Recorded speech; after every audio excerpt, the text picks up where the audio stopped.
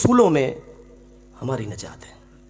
ہم یقین کر لیں. آپ یقین کریں دنیا کے سارے تجربات کچھ کہہ رہے ہوں اور میرے آقا کی حدیث ہو صحیح سند، میرے آقا کا ایک فرمان کچھ کہہ رہا ہو، ہم دنیا کے تجربات کو ٹھوکر مار دیں گے.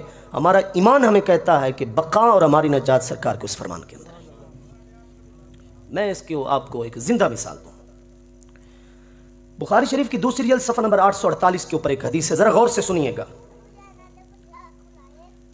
آپ علیہ السلام کی بارگاہ میں ایک شخص آیا اور اس نے کہا کہ اخی یشتکی بطنہ، میرے بھائی کا پیٹ خراب ہو گیا ہے، یعنی مرض اسہال جس کو اردو میں بولتے ہیں اور ہم عام زبان میں موشن لفظ بول رہے ہیں. پیٹ خراب ہو گیا ہے تو آپ کچھ فرمائیں. آپ صرف چونکہ روحانی طبیب تو نہیں تھے، جسمانی طبیب بھی تھے. آپ کی طب صرف دینی اعتبار سے نہیں تھی. آج کیا تحقیقات ہو رہی ہیں کہ آپ علیہ السلام نے جو غذائیں پسند کی تھی ان غذاؤں کے اندر اللہ نے شفا کتنی رکھی ہے. تو آپ علیہ السلام نے فرمایا اسقی عسلا، جاؤ اسے شہد پلاؤ. میں نے بھی ایک حکیم صاحب سے پوچھا ہے، آپ بھی جا کر پوچھ لیں، کیا جس کو مرض اسہال ہو، پہلے سے موشن لگے ہوئے اور پیٹ خراب ہو، اس کے لیے تو شہد اور زیادہ نقصان دہ ہے، گرم ہے. اچھا، اس نے جا کر شہد چٹوایا، دیا، کچھ دیر کے بعد حاضر ہوا، عرض کرتا ہے کہ مرض تو اور بڑھ گیا ہے، مرض اور بڑھ گیا ہے. آپ علیہ السلام نے فرمایا اسقی عسلا، جاؤ دوبارہ اس کو شہد پلاؤ. اگر اب حکم بھی تو سرکار کا تھا نا، تو وہ پھر چلے، ان کو یقین تھا. دوبارہ پلا دیا، مرض بڑھتا گیا جوں دوا کی، وہ تو مرض اور بڑھ گیا. تیسری مرتبہ جب وہ آیا نا کہ سرکار آرام نہیں آیا، پتہ ہے آپ علیہ السلام نے کیا جملہ بولا؟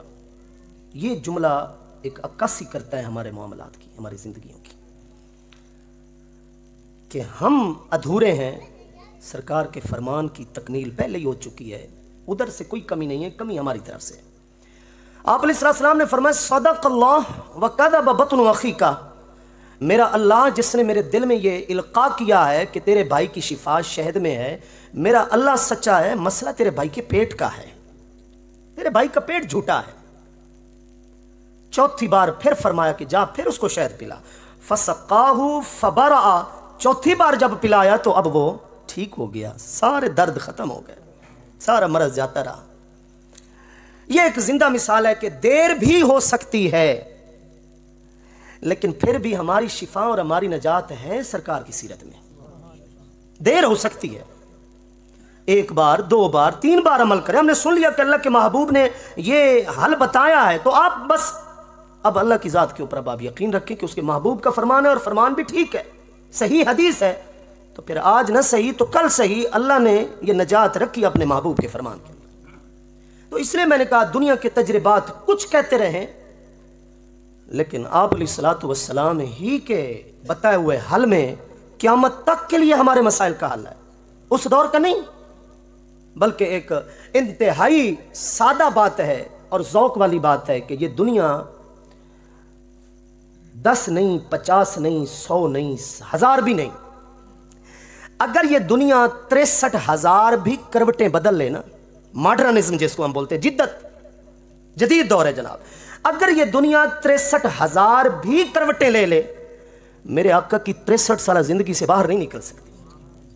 بس یوں سمجھیے، 1000 بار یہ بدل کر آ جائے لیکن اس دنیا کی بقا، ہماری بقا، ہماری نجات، ہماری سعادت دنیا اور آخرت کی، دونوں جہاں کی، وہ صرف اور صرف آپ علیہ الصلوۃ والسلام کے اسوہ حسنہ میں.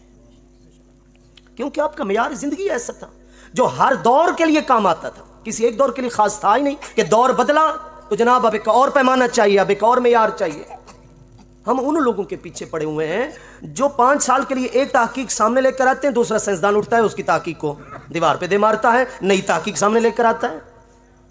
تیسرا سائنسدان اٹھتا ہے، پچھلے 2 سائنسدانوں کی تحقیق ختم کر کے کہتا ہے لو میری تھیوری کو ذرا سمجھنے کی کوشش کرو.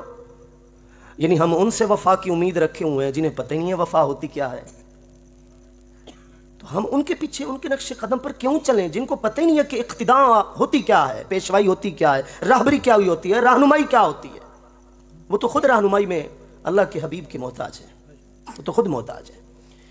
تو اس لیے سب سے بڑا پیغام میلاد شریف کا آپ علیہ الصلوۃ والسلام کی وہ 63 سالہ زندگی مبارک ہے جس میں 40 سال اعلان نبوت سے قبل کے ہیں اور 23 سال اعلان نبوت کے بعد کے ہیں، اور چاہے پہلے کے ہیں یا پھر بعد کے ہیں، سب کے سب اس امت کے لیے رہنما ہے، سب معاملات آپ علیہ السلام کی اس امت کے لیے رہنمائی کر رہے ہیں۔ نبی مکرم صلی اللہ تعالی علیہ وسلم کا ہم پر احسان ہے، خصوصی احسان ہے کہ آپ نے اس طبقے میں رہنا پسند کیا جس طبقے کو ہم پسماندہ طبقہ کہتے ہیں، گیا گزرا طبقہ کہتے ہیں۔ آپ نے اپنے آپ کو انہی کے اندر رکھا۔ ہم بحیثیت استاد انتظار میں ہوتے ہیں کہ ہمارا شاگرد پہل کرے سلام کرنے میں۔ ہم روڈ کراس میں جب ذرا آمنا سامنا کسی کا کرتے ہیں تو ہم انتظار میں ہوتے ہیں کہ نہیں وہ سلام کرے گا تو میں کروں گا، ورنہ وہ اپنے گھر اور میں اپنے گھر۔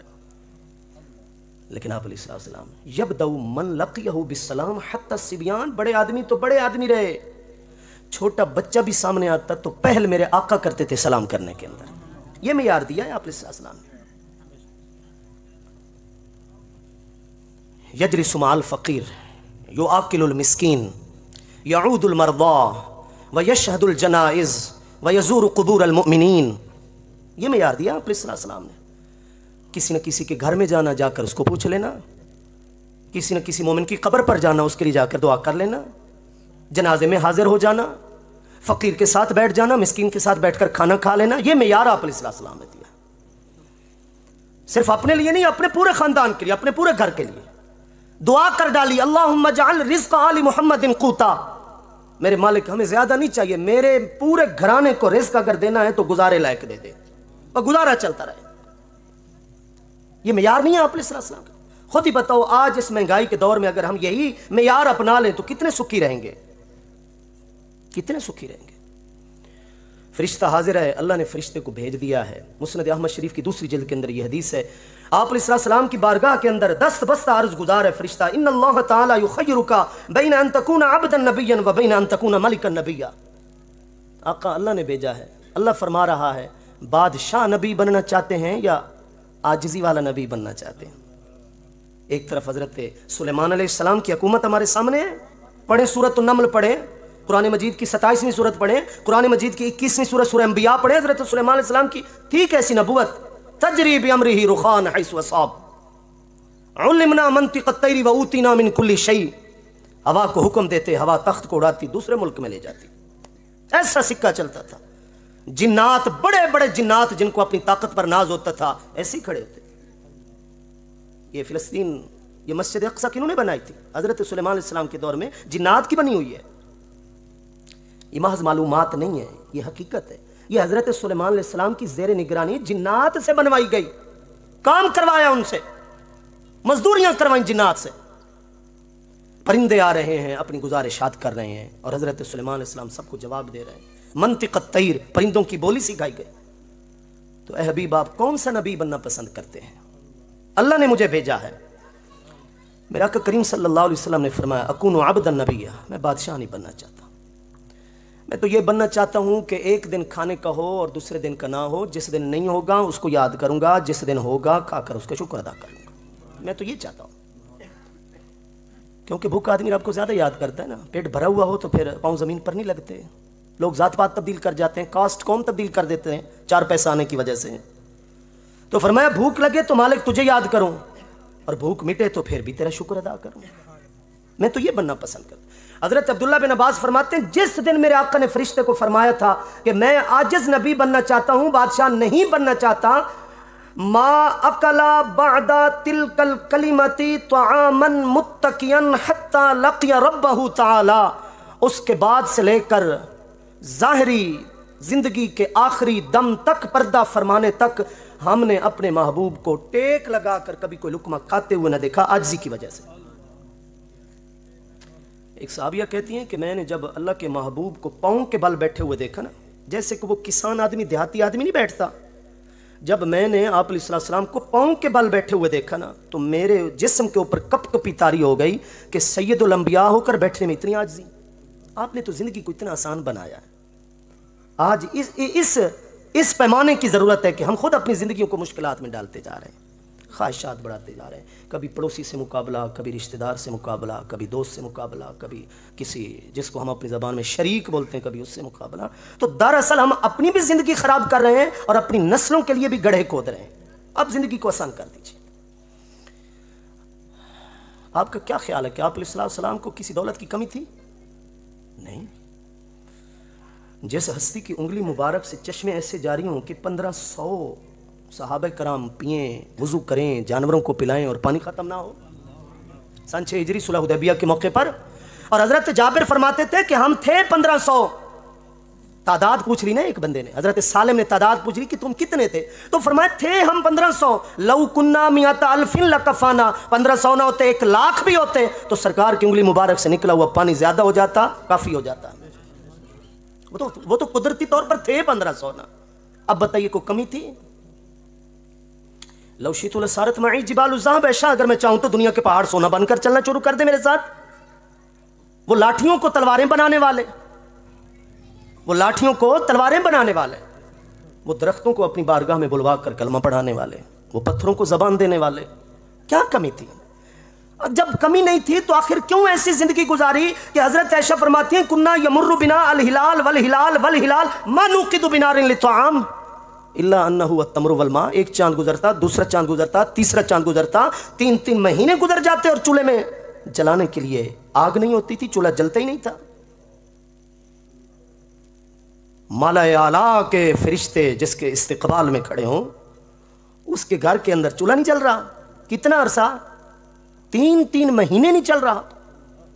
آپ مجھے یہ بتائیں, ٹھیک ہے پاکستان کی جو سطح غربت ہے وہ کافی حد تک نیچے جا چکی ہے اور مزید رہی صحیح کسر ان لوگوں نے پوری کر دی ہے, لیکن کبھی کوئی ایسا غریب بھی دیکھا ہے کہ 3 مہینے اس کے گھر میں کھانے کے لیے چولہا نہ جلاؤ؟ کبھی ایسا غریب آپ نے سنا ہو؟ ہیں غریب, بہت غریب ہیں, گزارا چل رہا ہوگا ان کا, 1 دن 2 دن, 2 دن ہی ہوتا ہے تو تیسرے دن. لیکن یہاں کیا ہم سن رہے ہیں؟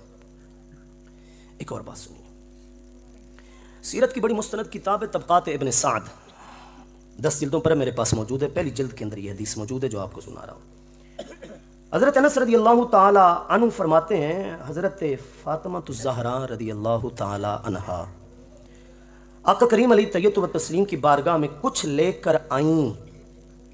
آپ علیہ السلام نے پوچھا فاطمہ یہ تم نے آج کیا چھپا رکھا ہے, کیا ہے تیرے ہاتھ میں؟ عرض کرتی ہیں قرصن خبزتہ بیدی فلم تطب نفسی حتی اتیتک. ابا جان یہ روٹی کا ایک ٹکڑا ہے, آج روٹی میں نے اپنے ہاتھ سے بنائی تھی.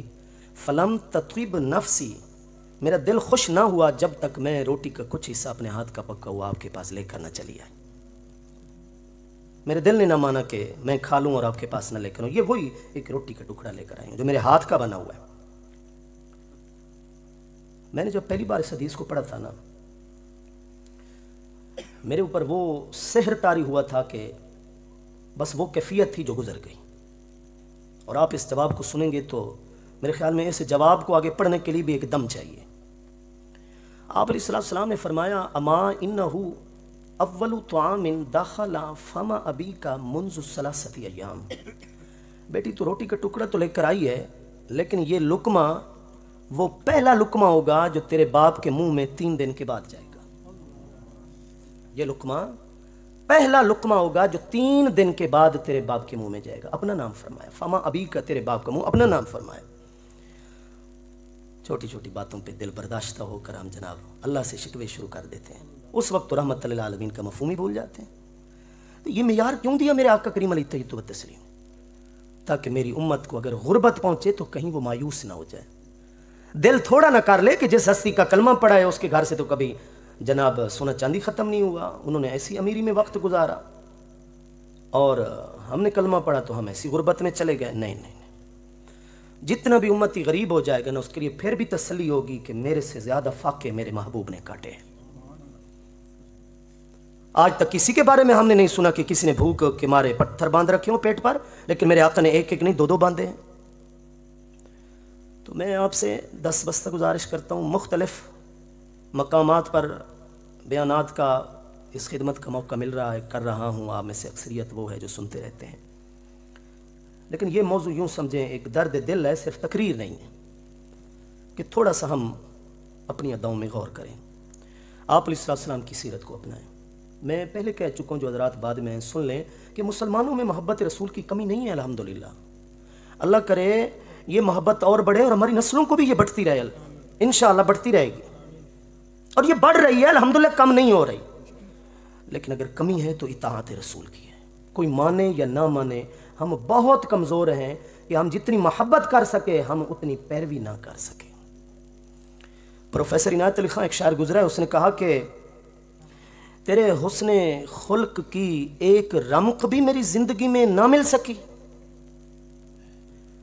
تیرے حسن خلق کی ایک رمق بھی میری زندگی میں نہ مل سکی، میں اسی میں خوش ہوں کہ شہر کے در و بام کو تو سجا لیا، اور میں تیری جالیوں کی مدحتوں میں گم رہا، اور تیرے دشمنوں نے تیرے چمن میں خزاں کا جال بچھا دیا۔ کیا مطلب ہے اس بات کا؟ ہم تعریف و توصیف میں خوش رہے اور دشمن دین کو کمزور کرتا رہا کرتا رہا کرتا رہا۔ یہ کمزوری نہیں ہے تو کیا ہے جو کچھ آپ دیکھ رہے ہیں؟ ایک اسلامک اسٹیٹ جو صرف سرکار کے نام پر ہم نے حاصل کی تھی، اس میں ناموس رسالت کی بات جرم ہو گئی ہے۔ یہ کمزوری نہیں ہے ہماری، کیا ہے؟ 55 سے زائد اسلامی ممالک، دنیا کا زرعی رقبہ، زراعت والا رقبہ جس میں کھیتی باڑی ہے، 25% ملک پاکستان کے پاس۔ کیسے کیسے ذخائر بلوچستان کی طرف جائیں، اللہ نے نعمتوں سے مالا مال کر دیا ہے ہمیں۔ کیوں جھکے ہوئے ہیں کسی کے آگے؟ کیونکہ اندر سے ہم کھوکھلے ہیں۔ وہ کوئی اور چیز ہے جو اندر سے طاقتور کرتی ہے، وہ صرف محبت نہیں کرتی، وہ جذبہ اطاعت بھی کرتا ہے، وہ اتباع نبوی وہ جذبے پیدا کرتا ہے۔ تو یہ کمزوریاں دراصل اس بات کی واضح طور پر دلیل ہیں کہ ہم اندر سے کھوکھلے ہوتے جا رہے ہیں۔ کھوکھلے کیوں ہیں؟ کیونکہ سرکار کی سنت سے دور ہوتے جا رہے ہیں۔ ہماری انائیں، ہمارے تعصبات، ہماری سنی سنائی باتوں کے اوپر وہ کسی بڑی بلڈنگ نما فیصلے جن کو گرانے کے لیے ہم تیار نہیں ہیں، یہ سنت نبوی کے آگے کھڑے ہوئے ہیں، یہ سرکار کی سیرت کے آگے کھڑے ہو گئے۔ بات امیری غریبی کی نہیں ہے میرا بھائی، بات ہماری سوچ کی ہے۔ اپنی سوچ ہم بدلیں، سوچ وہ لے کر جائیں جو سوچ صحابہ کرام کو آپ علیہ السلام نے دی تھی، اس سوچ کو اپنا لیں۔ جب وہ سوچ آ جائے گی تو پھر نہ غصہ اپنا ہوگا نہ پیار اپنا ہوگا۔ غصہ بھی وہیں پہ ہوگا جہاں اللہ کے محبوب نے اجازت دی ہے، پیار بھی وہیں پہ ہوگا جہاں اللہ کے محبوب نے اجازت دی۔ اپنی خواہشیں مٹ جائیں گی، یقین کیجئے۔ الطاف علی نے کہا تھا صحابہ کرام کے بارے میں کہ بھڑکتی نہ تھی خود بخود آگ ان کی، شریعت کے قبضے میں تھی باغ ان کی، جہاں کر دیا نرم نرما گئے وہ، جہاں کر دیا گرم گرما گئے وہ۔